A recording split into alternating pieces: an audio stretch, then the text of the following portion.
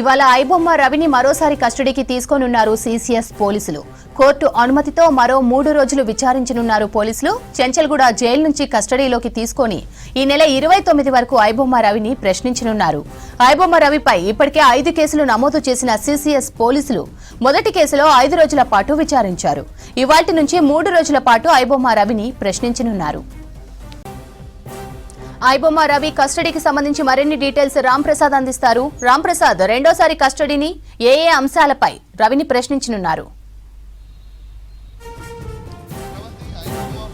అదేవిధంగా ప్రధాన నిర్వాహకుడైనటువంటి ఐబొమ్మ రవిని సీసీఎస్ పోలీసులు ఈ రోజు రెండోసారి కస్టడీకి తీసుకోబోతా ఉన్నారు. మనం ఈ కేసును గమనిస్తే పైరసీ సినిమాలకు సంబంధించినటువంటి కేసులో ఈ నెల 14వ తేదీన ఐబొమ్మ రవిని అరెస్ట్ చేయడంతో పాటు నాంపల్లి కోర్టులో హాజరుపరచడం జరిగింది. అనంతరం నాంపల్లి కోర్టు 14 రోజుల రిమాండ్ విధించిన క్రమంలో తనను ఈ కేసుకు సంబంధించి మరింత లోతుగా దర్యాప్తు చేసేందుకు 7 రోజుల పాటు గతంలో సీసీఎస్ పోలీసులు దర్యాప్తు కోసం కస్టడీ కోరిన సందర్భంలో 5 రోజుల పాటు నాంపల్లి కోర్టు అనుమతి ఇవ్వడం జరిగింది. సో 5 రోజులు ఇటు నాంపల్లి కోర్టు ఆదేశాల మేరకు కస్టడీ విచారణ చేసినటువంటి సీసీఎస్ పోలీసులు అనంతరం రిమాండ్ మరొక 14 రోజులు పొడిగించడంతో అయితే మరొకసారి కూడా వారం రోజుల పాటు కస్టడీకి ఇవ్వాలంటూ కోరడం జరిగింది. ఈ క్రమంలో నాంపల్లి కోర్టు 3 రోజులు ఐబొమ్మ రవిని విచారించేందుకైతే అవకాశం కల్పిస్తూ ఉత్తర్వులు జారీ చేయడం జరిగింది. సో ఈ క్రమంలో మనం చూడవచ్చు నాంపల్లి కోర్టు ఆదేశాల మేరకు అయితే ఈ రోజు రెండవసారి ఐబొమ్మ రవిని పైరసీ కేసుకు సంబంధించి అయితే విచారణ చేయబోతాం. మరికొద్దిసేపట్లోనే చెంచల్గూడ జైల్లో ఉన్నటువంటి ఐబొమ్మ రవిని ఇటు సీసీఎస్ పోలీస్ స్టేషన్కు తరలించి విచారణ చేయబోతా ఉన్నారు. ముఖ్యంగా మనం గమనిస్తే ఐబొమ్మ రవి ఇటు ఐబొమ్మ అదేవిధంగా బొప్పం టీవీకి సంబంధించినటువంటి ఒక వెబ్సైట్లతో సినిమాలను ప్రదర్శించడంతో పాటు తనకున్నటువంటి 65 మిర్రర్ వెబ్సైట్లు అదేవిధంగా తనకు వివిధ బ్యాంకు లావాదేవీలకు సంబంధించి ఎందుకంటే మనం చూడవచ్చు ఇప్పటికే ఆన్లైన్ గేమింగ్తో పాటు బెట్టింగ్ యాప్స్తో రవికి ఉన్నటువంటి సంబంధాలపై కూడా సీసీఎస్ పోలీసులు ఆరా తీస్తున్నారు. అంతేకాకుండా ఇటు ఐబొమ్మ రవి ప్రదర్శించినటువంటి సినిమాలన్నీ కూడా తన వెబ్సైట్లో అప్లోడ్ చేసినటువంటి సినిమాలన్నింటినీ కూడా తనకు ఏ విధంగా వచ్చాయి, తాను సినిమాలు తీసుకోవడానికి ఏ విధంగా డబ్బులు చెల్లించాడు, అంతేకాకుండా సినిమాలు అప్లోడ్ చేయడానికి తనకు ఎవరెవరు సహకరించారు, అప్లోడ్ చేసేటువంటి ప్రక్రియ మొత్తం కూడా ఎవరి ద్వారా అప్లోడ్ చేస్తున్నాడు, తాను ఒక్కడే చేస్తున్నాడా, లేదంటే మనం చూసాం ఇప్పటికే ఐబొమ్మ అరెస్ట్ కావడానికి ముందైతే ఇటు ఫారెన్లో ఉన్నటువంటి కరేబియన్ దీవుల్లో తన సర్వర్లు ఉన్నట్లయితే ఇటు సీసీఎస్ పోలీసులు గుర్తించిన క్రమంలో ఆ సర్వర్స్ అన్నింటినీ కూడా ఆపరేట్ చేయడానికి తనకు ఉన్నటువంటి స్టాఫ్ వివరాలు అదేవిధంగా ఇటు 8 సర్వర్లను కూడా నిర్వహిస్తూ సినిమాలను అప్లోడ్ చేస్తున్నట్లయితే పోలీసులు ఒక నిర్ధారణకు రావడం జరిగింది. సుమారు ఐబొమ్మ రవి తెలుగు, తమిళ్, హిందీ తదితర ఇండస్ట్రీలకు సంబంధించినటువంటి సుమారు 25,000 సినిమాలను కూడా అప్లోడ్ చేసినట్లయితే ప్రాథమికంగా దర్యాప్తులో గుర్తించడం జరిగింది. అంతేకాకుండా తొలుత ఇచ్చినటువంటి రిమాండ్ రిపోర్ట్లోనే కీలక అంశాలు పేర్కొనగా ఇటీవల జరిగినటువంటి 5 రోజుల విచారణలో కూడా ఐబొమ్మ రవి తనకు సంబంధించినటువంటి బ్యాంకు లావాదేవీలు మనం చూడవచ్చు ఇటు యూఎస్డిటీ సిస్టమ్ ద్వారా అయితే తను ఇటు నగదు లావాదేవీలను ట్రాన్స్ఫర్ చేసినట్లయితే అధికారులు గుర్తించడం జరిగింది.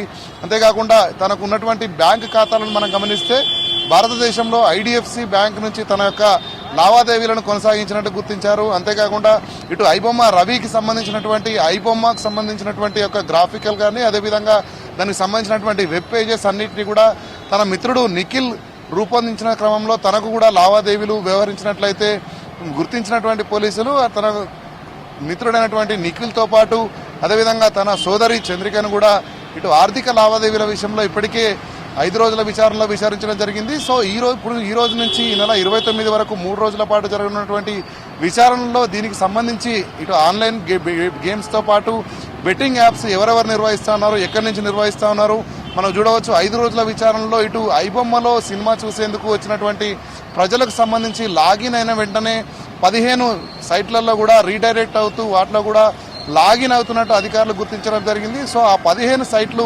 ఎవరికి సంబంధించినవి, ఏ గేమ్ యాప్స్కి సంబంధించినవి, అంతేకాకుండా మ్యాట్రిమోనీ సైట్స్ కూడా ఉన్నట్లయితే విచారణలో గుర్తించినటువంటి అధికారులు అయితే వారిని కూడా అదుపులోకి తీసుకొని ఆ సంస్థలకు సంబంధించినటువంటి వివరాలపై కూడా ఆరా తీసేటువంటి అవకాశం ఉంది. సో 3 రోజుల పాటు కస్టడీ విచారణలో ఇటు ఐబొమ్మ రవి ఇవ్వబోతున్నటువంటి కీలక సమాచారంతో ఈ కేసులో మరికొంతమందిని కూడా అరెస్ట్ చేయాలి. అంతేకాకుండా ఇప్పటికే మనం చూస్తున్నాం దేశవ్యాప్తంగా ఇటు డిజిటల్ అరెస్టులు కానీ అదేవిధంగా సైబర్ క్రైమ్కి సంబంధించి చాలా నేరాలలో ఇటు డాటా కూడా చోరీ అయింది. ఐబొమ్మకు సంబంధించినటువంటి మనం చూడవచ్చు 50 కోట్ల మంది కస్టమర్లు కూడా ఐబొమ్మ రవికి ఉన్నట్టు తెలుస్తున్న క్రమంలో కస్టమర్లకు సంబంధించినటువంటి డాటాను కూడా ఎవరెవరికి విక్రయించాడు, అంతేకాకుండా డార్క్ వెబ్ను ఆధారంగా చేసుకొని ఎంతమంది ఈ యొక్క డాటాను తీసుకొని వారు వివిధ రకాలుగా ఉపయోగిస్తున్నారన్నటువంటి కోణంలో కూడా ఇటు పోలీసులు కేసు దర్యాప్తు చేసేందుకైతే ఈరోజు కస్టడీలో మరిన్ని ప్రశ్నలు సంధించేందుకు సిద్ధమైన క్రమంలో మరికొద్దిసేపట్లోనే చెంచల్గూడ జైలు నుంచి సిసిఎస్ పోలీస్ స్టేషన్కు ఐబొమ్మన్ రవిని తీసుకురావడంతో పాటు ఈ నెల 29 వరకు కూడా విచారించేందుకు పక్కా ప్రణాళిక ప్రకారం తనను ఈ కేసుకు సంబంధించినటువంటి దర్యాప్తు చేసేందుకైతే సిసిఎస్ పోలీసులు సిద్ధమైనటువంటి పరిస్థితి కొనసాగుతుంది. శ్రావంతి.